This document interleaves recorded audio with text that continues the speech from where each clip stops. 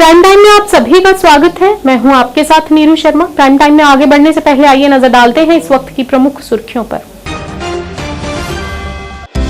PDP की अध्यक्षा महबूबा मुफ्ती ने अब्दुल हक खान का फिर से पीडीपी में शामिल होने पर किया स्वागत।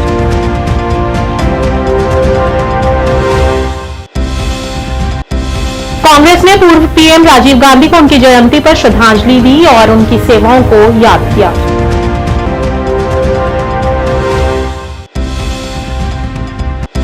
रिटर्निंग ऑफिसर अनंतनाग पश्चिम निर्वाचन क्षेत्र डॉक्टर सैयद फहीम ने विधानसभा चुनाव 2024 के लिए अधिसूचना जारी होने पर किया पत्रकारों को संबोधित।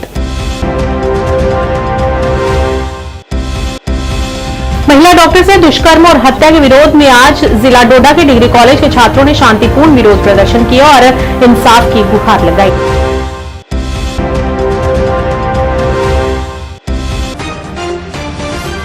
क्या आप परेशान हैं? आज ही संपर्क करें। 100% गारंटी के साथ पाए हर परेशानी का समाधान। प्रेम विवाह के लिए माता पिता को मनाना, प्रेमी प्रेमिका में झगड़ा, सौतन दुश्मन से छुटकारा, तलाक केस, नौकरी कारोबार में रुकावट, विदेश यात्रा या कर्ज मुक्ति, लॉटरी नंबर पाओ 649 हो या लोटो मैक्स, प्यार में धोखा खा चुके प्रेमी प्रेमिका, एक बार जरूर संपर्क करें। मैं आपका प्यार टूटने नहीं दूंगा। 98 769 98 583।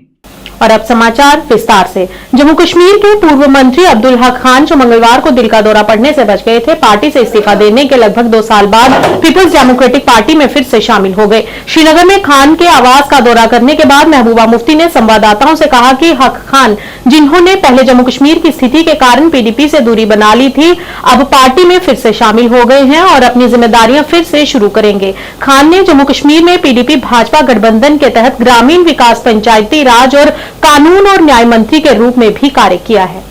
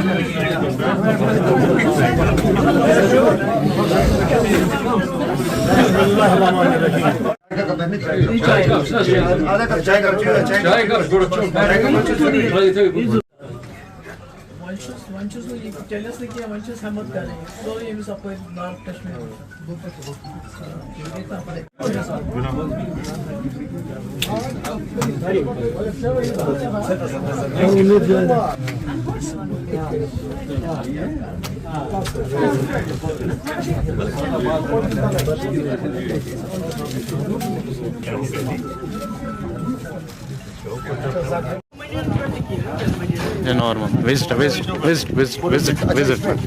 मंशूर पे हक साहब हमारे बहुत ही सीनियर लीडर हैं और बहुत उनका हमारा घरेलू रिश्ता भी रहा है और उनकी तबीयत ख़राब थी, मैं उनको देखने आई और जैसे कि आप जानते हैं उन्होंने एक पार्टी कभी नहीं छोड़ी थी, मगर कुछ हालात ही ऐसे जम्मू कश्मीर में रहे जिसकी वजह से खामोश हो गए थे। तो आज इंशाल्लाह वो सेहतयाबी हो गए हैं और फिर से पार्टी में वो एक्टिव जो है तरीके से अपना काम करेंगे, फर्ज निभाएंगे। कांग्रेस नेताओं ने आज पूर्व प्रधानमंत्री राजीव गांधी को उनकी 80वीं जयंती पर श्रद्धांजलि अर्पित की, जो भारत के सबसे युवा प्रधानमंत्री रहे। 40 वर्ष की आयु में राजीव गांधी ने 1984 से लेकर 1999 तक पद संभाला। 21 मई को तमिलनाडु के श्री पोरबंदूर में एक चुनावी रैली के दौरान लिबरेशन टाइगर्स ऑफ तमिल इल्म के एक आत्मघाती हमलावर ने उनकी हत्या कर दी थी।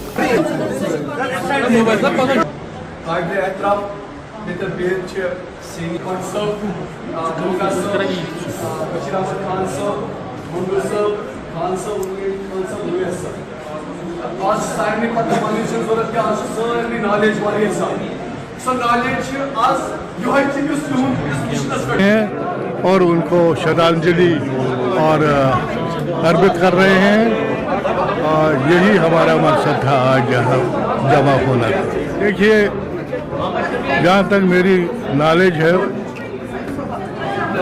राहुल जी और खरगे साहब जो हमारे प्रेसिडेंट हैं, वो जम्मू आ रहे हैं शायद कल, अभी सही नहीं है पूरा, तो ये प्रेसिडेंट साहब बताएंगे। और परसों 10 बजे यहाँ आ रहे हैं श्रीनगर, दोनों लीडर, और यहाँ जलसा होगा और यहाँ वर्करों से खिताब करेंगे और आम लोगों से खिताब करेंगे। क्या और किसी पार्टी के साथ कोई मुलाकात होगी? हमारी 5 मेंबरी कमेटी बनी है और उस 5 मेंबर कमेटी दिल्ली में बातचीत कर रहे हैं और जितने भी बाकी जमातें हैं, सेकुलर जमातें, और उनके साथ बातें हो रही है। हमारी कोशिश है कि अलायंस हो और ताकि बीजेपी को बाहर रखा जाए। सईद साहब, नए प्रेसिडेंट की तवल्लुदी के बाद ये माना जाता है कि पार्टी में कुछ रिफ्ट चल रहा है, नंबर 1। दूसरा कि वकार रसूल ने ये इल्ज़ाम आयद किया कि कुछ लीडर्स नहीं चाहते थे कि वो सीएम बने। इस पर क्या तबसरात करेंगे? देखिए, ये उनसे पूछिए आप, तो लेकिन मैं अब कांग्रेसी है और कांग्रेसी रहेंगे हमेशा और पार्टी के साथ वफादार हैं और सब कांग्रेस का वर्कर आज ये हाई कमांड के फासले का। रिटर्निंग ऑफिसर अनंतनाग पश्चिम निर्वाचन क्षेत्र डॉक्टर सैयद फहीम ने विधानसभा चुनाव 2024 के लिए अधिसूचना जारी होने पर प्रेस कॉन्फ्रेंस को संबोधित किया। अपने संबोधन में उन्होंने कहा कि भारत निर्वाचन आयोग ने मंगलवार को जम्मू कश्मीर की 24 विधानसभा सीटों के लिए अधिसूचना जारी कर दी है, जहां 18 सितंबर को मतदान होगा।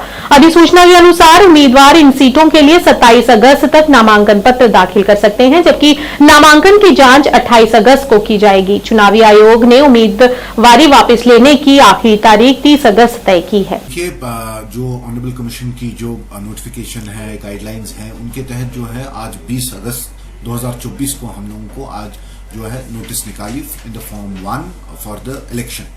तो उसी के चलते जो हमारा 43 अनंतनाग वेस्ट कॉन्स्टिट्यूंसी है, इसकी भी नोटिफिकेशन जो है मैंने आज निकाल दी बहस्सियत रिटर्निंग ऑफिसर अनंतनाग 43 वेस्ट।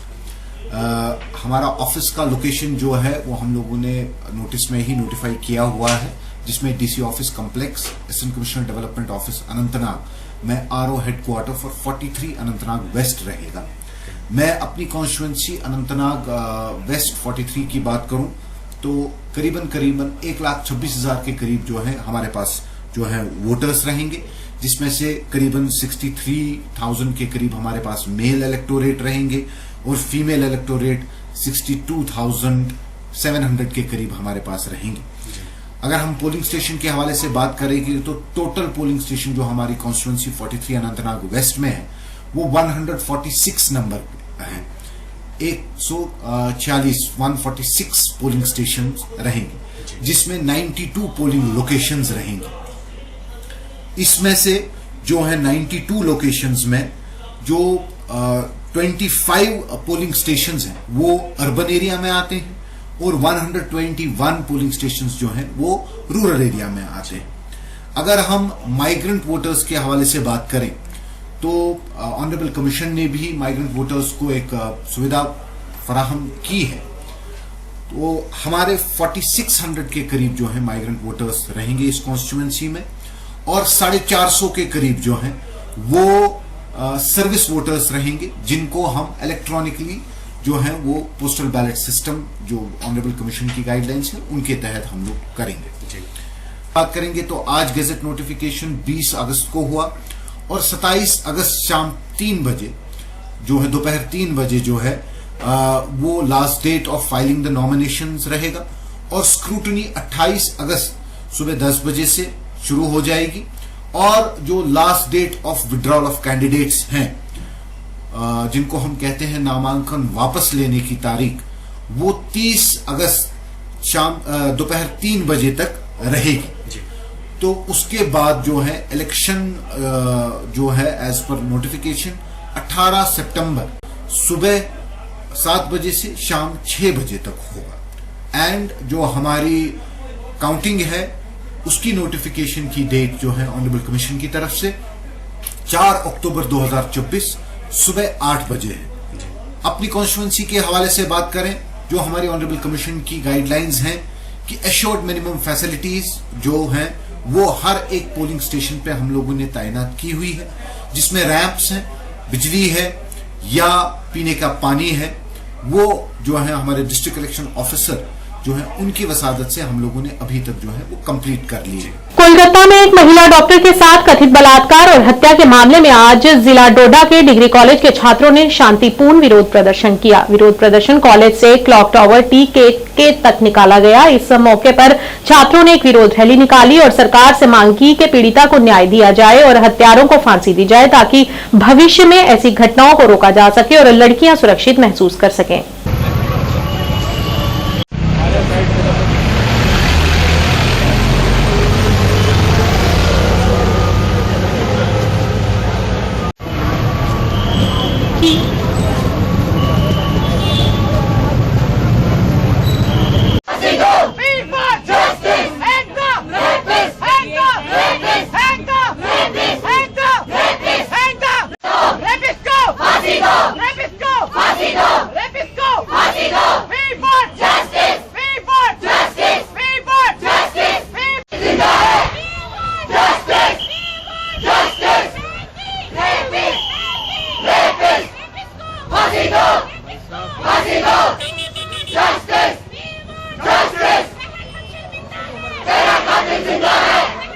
ये हमने आज सॉलिडारिटी मार्च निकाला था for all the doctors, for the rape victim जो खुद भी एक डॉक्टर थी, और एट लार्ज ये सिर्फ एक आइसोलेटेड इंसिडेंट नहीं था। According to the NCRB data every 16 minute एक रेप केस हमारे देश में रजिस्टर होता है। तो ये उन सब रेप विक्टिम्स के लिए प्रोटेस्ट था, उन सब के लिए ये एक सॉलिडारिटी मार्च था। हम देखते हैं कि इस इंसिडेंट के रजिस्टर होने के बाद भी इससे ज्यादा हीनियस क्राइम्स और भी हुए वुमेन के साथ, और ये एक नॉर्मल चीज बन चुकी है हमारी सोसाइटी में आज। तो इसके खिलाफ ही हमारा प्रोटेस्ट भी था और सॉलिडारिटी मार्च था। मेरा नाम मोहम्मद यावर है और हमारा यही पीसफुल प्रोटेस्ट था कि जो इंसिडेंट हुआ लास्ट टाइम उनको जस्टिस मिले और आगे से ऐसा ना हो, और हमें आश्वासन मिले कि सेफ है और सोसाइटी हमारी सेफ है। मेरा नाम वंदना है। आज मैं जीडीसी कॉलेज की बच्ची हूँ। आज हमने प्रोटेस्ट इसलिए निकाला था क्योंकि हम डोडा वालों को अवेयर करना चाहते थे कि इंडिया में क्या हो रहा है। दिन ब दिन हम स्टेट से खबरें सुन रहे हैं कि कोलकाता रेप के बाद बहुत ही खबरें आ रही है कि हर एवरी 16 मिनट के बाद रेप हो रहा है, और उसके बाद रेप की न्यूज इस तरह बढ़ रही है जैसे बहुत हाई फ्रीक्वेंसी पर बढ़ रही है। उसके बाद हमने एक नर्स की रेप के बारे में सुना, एक 3 ईयर ओल्ड गर्ल की मुजफ्फराबाद में उनको रेप करके जला दिया गया। तो हम एज अ सोसाइटी को टारगेट करना चाहते थे। इस बार हम डोडा वालों को अवेयर करना चाहते हैं ताकि हमारी सोसाइटी में ऐसा कुछ न हो। चुनाव आयुक्त की तरफ से जम्मू कश्मीर में घोषित किए गए चुनावों के बाद जिला प्रशासन की तरफ से चुनावों की तैयारियों को शुरू करते हुए जिला रियासी के सभी मतदाताओं को मतदान में बढ़ चढ़कर शामिल होने की अपील की गई। मंगलवार को डीसी विशेषपाल महाजन ने जिला की विधानसभा रियासी, गुलाबगढ़ और श्री माता वैष्णो देवी कटरा है, जिसके लिए आरओ के साथ ही एआरओ की नियुक्ति की गई है। चुनाव पूरी तरह से शांतिपूर्वक हो सके, इसके लिए जिला चुनाव प्रशासन की तरफ से हर संभव कदम उठाए जाएंगे। आज आप सब साथियों को बुलाने का एक खास पर्पज है। आप जानते हैं कि जो यूनियन टेरिटरी की असेंबली इलेक्शन है उसकी announcement election commission of India ने कर दी है। रियासी जिला जिसमें 3 सीटें हैं असेंबली की, गुलाबगढ़ जो एसटी रिजर्व्ड है, रियासी और श्री माता वैष्णो देवी, ये 3 सीटों के लिए जो डेट ऑफ पोल है, मैं रिट्रेट कर रहा हूं ताकि आप अपने माध्यम से सब लोगों को जरूर बताएं, वो 25 सितंबर 2024 बुधवार को है।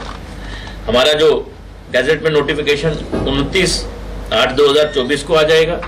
Last date of making nomination जो रहेगा वो 5 सितंबर रहेगा। Date for scrutiny of nomination 6 सितंबर रहेगी और last date of withdrawal of candidature जो है वो 9 सितंबर रहेगा। आप जानते हैं कि जो फाइनल रोल्स है वो भी पब्लिश हो रहे हैं, उसके बारे में भी चर्चा की जाएगी। बताया जाएगा कि वो सारी पॉलिटिकल पार्टीज को, अभी इसके बाद हमने पॉलिटिकल पार्टीज की भी मीटिंग की है, उनको दिए जाएंगे। आप लोगों की नॉलेज के लिए ये भी बता दें कि एक कंट्रोल रूम डिस्ट्रिक्ट हेडक्वार्टर जहां पे आपसे इस वक्त वार्तालाप हो रही है वहां बनाया गया है। राउंड द क्लॉक 24/7 हमारा ये कंट्रोल रूम अवेलेबल रहेगा। 1950 टोल फ्री नंबर अवेलेबल है। उसके अलावा 2 और नंबर हैं जो हम आपको दे देंगे, आप उसको कृपया चर्चित करें, नोटिफाई करें, ताकि लोगों को किसी भी तरीके की जानकारी की जरूरत है या कोई शिकायत है, मॉडल कोड ऑफ कंडक्ट उसी दिन जिस दिन इलेक्शन कमीशन ने अनाउंसमेंट की थी इन प्लेस है। हमारी टीम्स FSTs फ्लाइंग स्क्वाड अपनी अपनी जगह तैनात हैं, काम कर रही हैं। जिस दिन डेट ऑफ नोटिफिकेशन होगा उस दिन से SSTs अपनी अपनी जगह तैनात हो जाएंगी। आपके माध्यम से और अभी जो हम मीटिंग करेंगे पॉलिटिकल पार्टीज से, एक रिक्वेस्ट करना चाहूँगा, सारी पॉलिटिकल पार्टीज यकीन रखें कि there is a level playing field. MCC की कोई वायलेशन कोई भी व्यक्ति करेगा, जो उचित कार्रवाई होगी वो की जाएगी। आप लोगों से भी ये रिक्वेस्ट रहेगी कि जो एडवर्टीजमेंट्स इलेक्ट्रॉनिक मीडिया पे आप लोग चलाएं, कृपया करके उसको MCMC से सर्टिफाई करवाएं। MCMC कमेटी हमारे यहाँ पे तैनात है, उसको हमारे ADDC साहब हेड कर रहे हैं। MCC की वायलेशन में अगर किसी भी तरीके की कोई चीज पकड़ी जाएगी, चाहे कैश है, चाहे लिकर है या कुछ है, उसके बारे में भी जो कमेटी है वो भी ADDC साहब हेड कर रहे हैं, उनके संज्ञान में आएगी।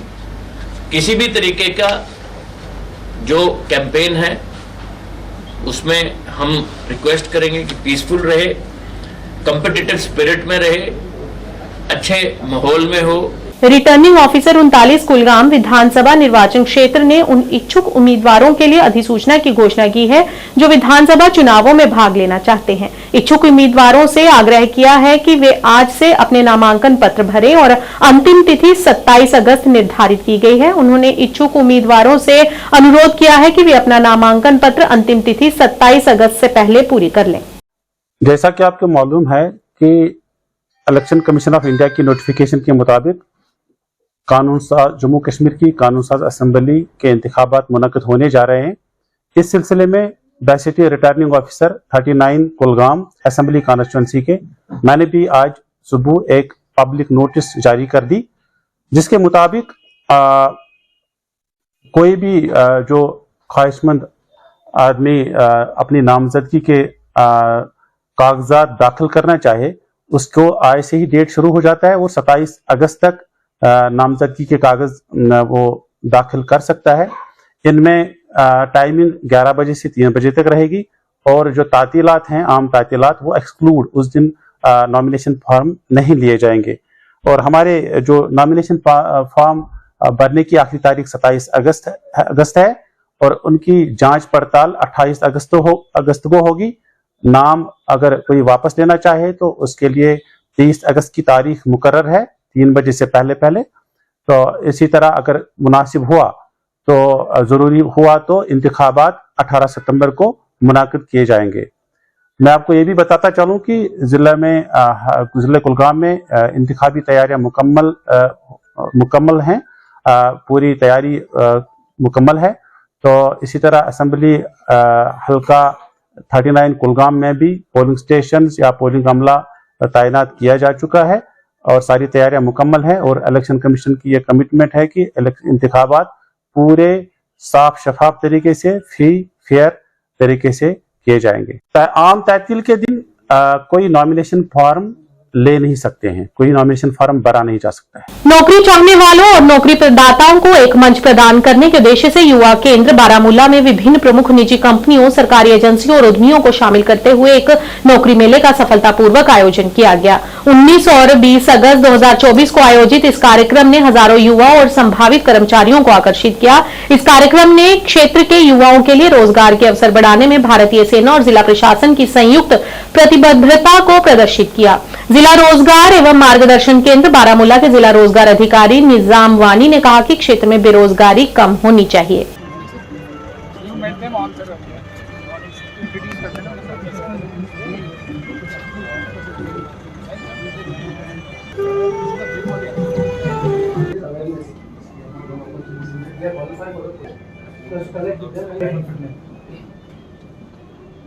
And the police also for successful conduct of the event over the period of time.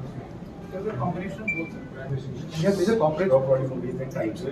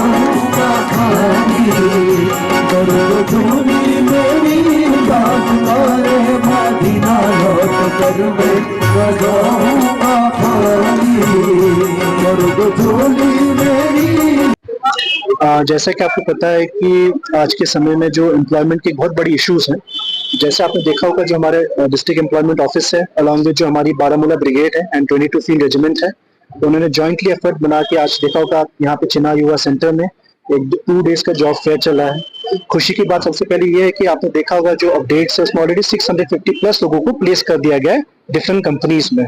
तो मैं बहुत शुक्रगुजार हूँ हमारे डिस्ट्रिक्ट एम्प्लॉयमेंट ऑफिसर साहब का कि उन्होंने पिछले नॉट जस्ट अगर आपको दिख रहा होगा कि 2 दिन की मेहनत है, ये पिछले 1-2 महीने की मेहनत है जिसमें जो डिफरेंट स्टेक होल्डर्स हैं, स्पेशली जो एम्प्लॉयर्स हैं, उनको हम ऑन बोर्ड ला रहे हैं, वैकेंसीज उनसे क्रिएट करवा रहे हैं, उनके नंबर्स ले रहे हैं और स्पेशली जो हमारे जितने भी नौजवान हैं उनके जो स्किल सेट्स हैं उनको मैप कर रहे हैं। तो बहुत खुशी की बात है कि हमारे स्पेशली डिस्ट्रिक्ट बारामूला के 650 प्लस यूथ ऑलरेडी हायर हो चुके हैं और अब चल रहा है कि अनदर 300 वैकेंसीज है उनको भी हम जल्द से जल्द भरेंगे। सर मेला हमें बहुत अच्छा लगा यहाँ पे, क्योंकि अगर यहाँ पे ऐसे ही मेले होते रहेंगे तो लड़कियाँ फाइनेंशियली इंडिपेंडेंस रहेगी। हमें दूसरों के ऊपर गिरना, हमें हाथ नहीं फैलाना चाहिए दूसरों के ऊपर, तो इसलिए हम चाहते हैं कि ऐसा ही हो आगे भी।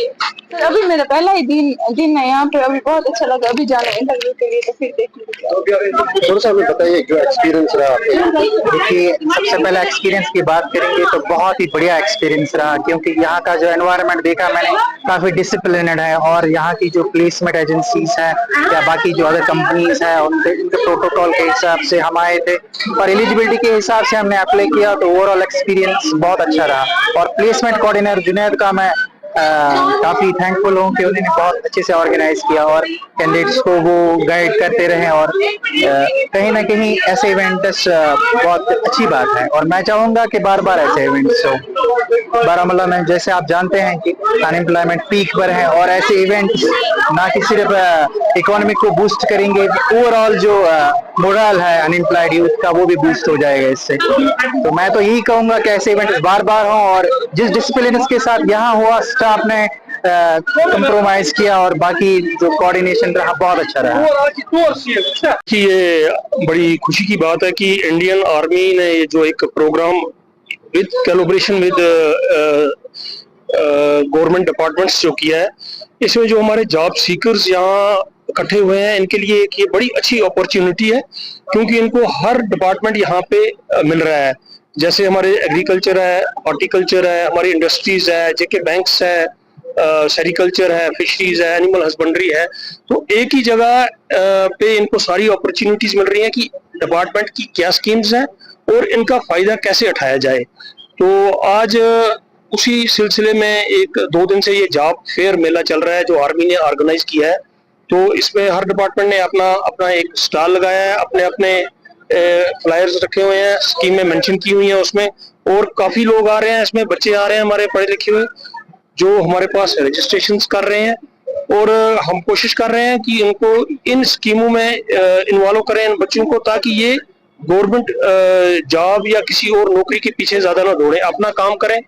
जैसे हमारे पास स्कीम्स है, यहाँ मशरूम कल्टीवेशन की स्कीम्स है, हमारे पास बी कीपिंग है, प्रोटेक्टेड कल्टीवेशन है, फार्म मशीनरी है, ऐसी काफी स्कीमें हैं जिसमें 50% to 90% सब्सिडी है।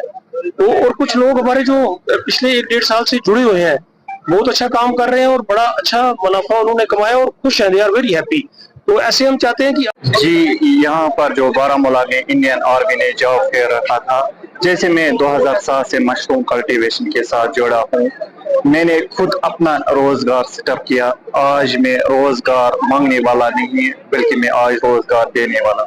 जो यहाँ पर ये प्रोग्राम ऑर्गेनाइज किया इंडियन आर्मी ने, यहाँ पर हर अदर डिपार्टमेंट ने अपने अपने स्टॉल्स पर अपने अपने डिस्प्ले स्कीम्स किए। डिपार्टमेंट के पास बहुत सारी स्कीमें हैं क्योंकि कश्मीर में यहाँ पर बहुत बेरोजगारी है। हर यूथ यहाँ पर आए, इन स्कीमों से फायदा ले, यहाँ पर बेरोजगारी कम हो जाए। जैसे मैंने अपना यूनिट घर में किया गुलमर्ग मशरूम की। आर्मी ने प्रोग्राम रखा है जॉब अपॉर्चुनिटीज का, ये बहुत अच्छा प्रोग्राम है। और जिस तरह से हर डिपार्टमेंट को उन्होंने बुलाया है कि किस डिपार्टमेंट में क्या इनके लिए अच्छा होगा।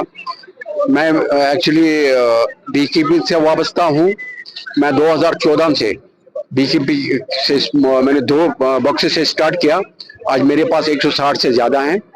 और मैं आपको ये बोलूं, आज सीर सोपुर में एक सम्मेलन के दौरान आज के युवा शिवसेना पार्टी में शामिल हुए। ये कार्यक्रम उत्तरी कश्मीर प्रभारी जुबैर अहमद भट्ट द्वारा आयोजित किया गया, जिसमें मुख्य अतिथि मलिक बशीर, कश्मीर डिवीजन प्रभारी और अन्य नेता भी मौजूद रहे। हिंदुस्तान द्वारा डुड्डू बसंतगढ़ में डिस्ट्रिक्ट उदयपुर के अंडर जो आता है, वहां पर जो हुए कल मुठभेड़ में, जहां हमारे सीआरपी के जवान, फौज के जवान जो है सर्च ऑपरेशन पे जा रहे थे और पीछे पीठ से जो है उन पर वार किया गया और वहां पर एक इंस्पेक्टर हमारे कुलदीप सिंह जो है शहीद हुए। उसके लिए हमें बहुत दुख है और अफसोस है उस चीज़ का। उसके लिए हम उनको श्रद्धांजलि भी देते हैं। और दूसरी तरफ हम सरकार से चाहते हैं कि सरकार जो है ऐसे आतंकवादी छुपकर जो पाकिस्तान से आए हुए आतंकवादी यहाँ ट्रेंड हुए, क्योंकि पाकिस्तान नहीं चाहता कि जम्मू कश्मीर में माहौल जो है ठीक हो, उसी माहौल को। और कुछ हमारे राजनेता जो है जम्मू कश्मीर के जो है पाकिस्तान की बोली जो बोलते हैं, उन जो राजनीतिक जो नीतिज्ञ हैं उनको भी जो है सबक सिखाने की जरूरत है। और हम सरकार से भी चाहते हैं कि सरकार ऐसे आतंकवादियों को पकड़कर जो है जेलों में बंद ना करे, उनको वहीं पर जो शूट कर देना चाहिए। और दूसरी तरफ हम चाहते हैं कि सरकार जो है उन जो शहीद हुए कुलदीप सिंह हैं, उनके परिवार को जो है सहायता जो है जल्द से जल्द देनी चाहिए, ताकि उनको भी कोई सुकून मिले और जो बाकी फौज है उनका भी हौसला जो है बना रहे। और हम सरकार और जनता से भी, जो वहाँ की जनता है और जो हमारे सोशल जो काम करने वाले लोग हैं, उनसे भी हम एक विनती करते हैं कि वो लोग भी जो है पुलिस और फौज की जो है मदद करें। जो आतंकवादी जो है उनके पास खाना खाने आते हैं, जिन लोगों के पास वो ठहरते हैं, क्योंकि आतंकवादी जो है कोई जमीन या आसमान में नहीं रुकते हैं, वो किसी न किसी घर में छुपते हैं, किसी न किसी घर में जो है उनको खाना दिया जाता है। वो भूखे पेट जो है 2-3 महीने से वहाँ नहीं रह सकते। ये सीधा साबित हो चुका है कि वहाँ के लोग जो कुछ लोग जो हैं, जब तक वो जो है पुलिस को और फौज को नहीं बताएंगे, जब तक लोकतंत्र में लोग मदद नहीं करेंगे सरकार की, तब तक जो है आतंकवाद यहाँ खत्म नहीं हो सकता। हम सोशल जो हमारे लोग हैं वहाँ के, उनको भी और राजनीतिज्ञ भी और जो हमारे आम जनता है, उनसे भी हम प्रार्थना करते हैं कि वह लोग भी जो है पुलिस और फौज की बढ़ चढ़कर इसमें मदद करें, ताकि जम्मू में जो है आतंकवाद ना फैल सके। कश्मीर से मार खाए हुए आतंकवादी अब जम्मू का माहौल खराब करना चाहते हैं। ये वही आतंकवादी हैं जो नारकोटिक, जो नशा बेचते हैं। टैम हॉल क्रिकेट लीग 2024 का तीसरा संस्करण आज कुपवाड़ा के गैलीजो स्पोर्ट्स स्टेडियम में रोमांचक समापन के साथ संपन्न हुआ। फ्रेंड्स 11 लोलाब ने जिमखाना लोलाब को 2 रन से मामूली अंतर से हराकर जीत हासिल कर ली है।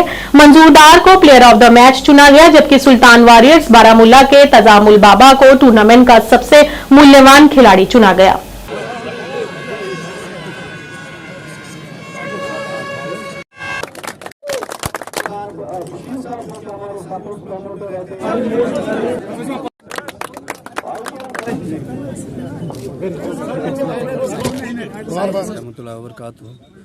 सबसे पहले मैं आरसीएल मैनेजमेंट की तरफ से सारे लोगों का शुक्रिया अदा करना चाहता हूं। जैसा कि आपने देखा, रामहाल क्रिकेट लीग आज फाइनल था, जो कि जिमखाना लोलाब और फ्रेंड्स 11 लोलाब के दरमियान काफ़ी अच्छा मैच था। दर्शक भी काफ़ी अच्छे थे यहाँ पे।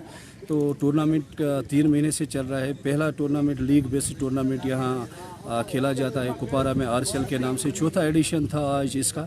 एक एडिशन हमने इसका बाहर भी खेला है।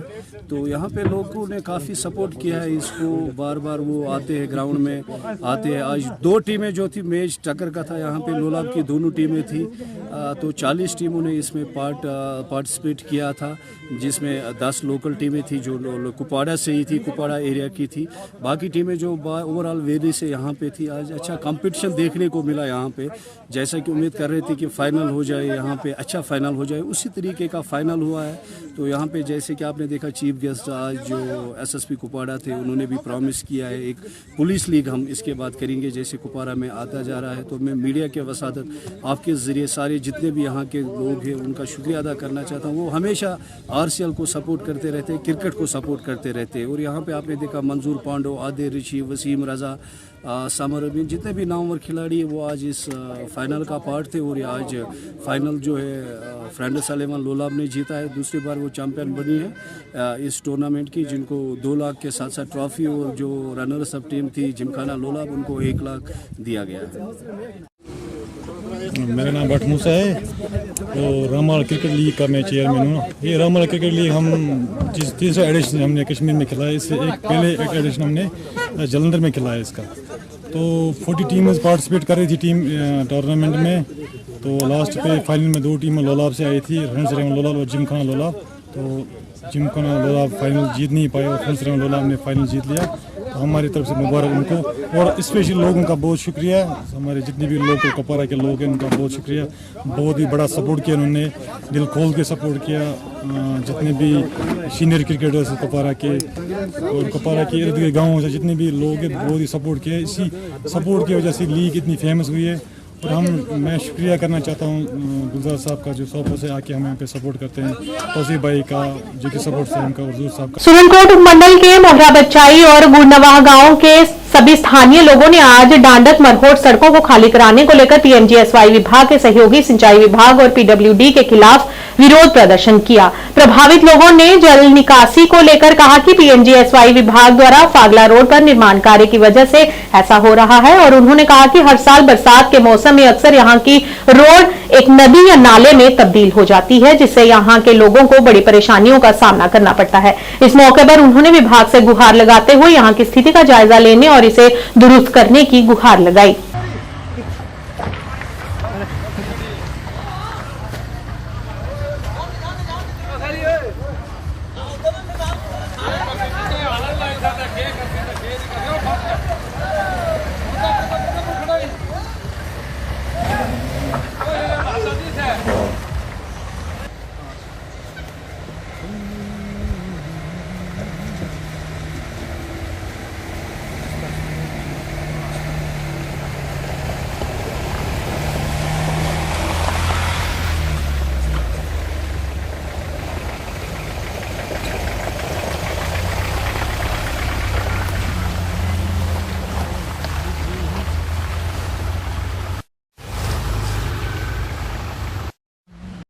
मोड़ बचाई वाला जी जी डिपार्टमेंट की असा 3 साल थी कह रहे हैं जनाब के अस रिक्वेस्ट कर रहे हैं, अगर ये नहीं ठीक कर सन कल तो तुंदुक रोड जी बिल्कुल इसकी चक्का जाम कर सा, न्यू भी इस तरह भी मरे हुए थे, इस तरह भी मरे हुए अस बिल्कुल के कर सा, बिल्कुल गड्डी चलन नहीं देने जब तक कोई एडमिनिस्ट्रेशन इतने आसी नहीं इसकी नहीं देख सी रोड की। 3 साल तो कह रहे हैं कि इसकी ठीक करो ना। ये देखो बिल्कुल पानी बढ़िया ना, मेरा मकान डैमेज हो गया, सारा जहाँ चल गया देख सकते हो, कागज सटिया ऊपर चल गया देख सकते हो, इसलिए भी देख सकते चल गया। मैं सरकार की यह चीज रिक्वेस्ट कर कहना इस चीज के बारे ना कि बिल्कुल असा सुते हुए की बिल्कुल जगाना नहीं चाहिए, असा सरकार ने ना, लेकिन इसकी तो देखना चाहिए। मैं पीएमजीएसवाई महकमे से ये रिक्वेस्ट करता हूँ कि जो डिप्टी कमिश्नर साहब ने पिछले साल को रिकमेंड किया था उस पर फुल फोर एक्शन किया जाए, और वो पानी जो ऊपर जंगला से पानी आता है नीचे उस ये रोड से होते हुए आता है, ये रोड भी तबाह हो रही है और वो रोड भी तबाह हो रही है, दोनों रोडें उस पानी की वजह से तबाह हो रही है। मैं ये चाहता हूँ कि हमीद माया की तरह जो कलवट है वो उसको बंद किया जाए, फिल फोर उसको बंद करके पानी जो है नाले में डाला जाए। जो हमने रिकमेंड किया हुआ था डीसी साहब का वो उसी पे एक्शन करे ये अपना पीएमजीएसवाई। खास करके मैं AAA फारूक साहब से कहता हूँ कि उसने आज तक कोई इस पे ना एक्शन लिया ना कोई जवाब दिया, तो मैं आज फिर ये उनसे रिक्वेस्ट करना चाहता हूँ अपने पीएमजीएसवाई के कूल जो है इसको भी साफ नहीं करते, ये एक एरिकेशन की एक कूल है उसको भी साफ नहीं किया जाता। वो गाड़ियों की हमारे की बुरी हालत हुई, कम से कम 6-7 साल हो गए यही देख रहे हैं। बस जब कोई उठता है किराए की मगर गाड़ी के पीछे गाड़ी ये करता है, अफसर कोई उठता है बोलता नहीं जी इतना हमारे मुंह से, जो रूटीन के मुताबिक जो रूल है उसके मुताबिक कोई भी नहीं है। ये देखो क्या हालत है इस रोड की, हम गाड़ी कैसे चलाएंगे? फिर बोलते हैं नहीं जी किराया वाला गाड़ी वाला, जब आते हैं यहाँ देखते हैं नहीं जी गाड़ी वाले का ही है, गाड़ी यहाँ पर क्या करेगी? 25-25 लाख की 20 लाख की गाड़ी ली हुई है, हम कहाँ चलाएंगे कि ले जाएंगे, कैसे इनका तेल पूरा करेंगे? ये जी रोडों की हालत अगर वो किराए वाले जो करते हैं हमारे पे सब एक्शन करते हैं, सब पूरी पब्लिक करती है। तो एक्शन करते हैं पूरे हमारे, मगर ये रोड की हालत देखो, हम क्या करेंगे? ये गाड़ी कहाँ से हम रिपेयर करेंगे अगर हमारे पास पैसा नहीं होगा? कहाँ से लाएंगे? हमने लोन लिया 8-9 लाख रुपए लोन लिया हुआ है। जब सबको बोलते हैं, जब जाते हैं बड़े अफसर के पास, चलो ड्राइवर कहाँ से आ गए? अलियास खान है, मैं एक्समैन आर्मी से हूँ, अभी हाल ही में घर में आया हूँ। तो इससे पहले भी काफी टाइम से यहाँ पे तकरीबन 5-6 साल हो गए, ये जो पानी रोड के अंदर चलता है ये इसी तरह चलता है।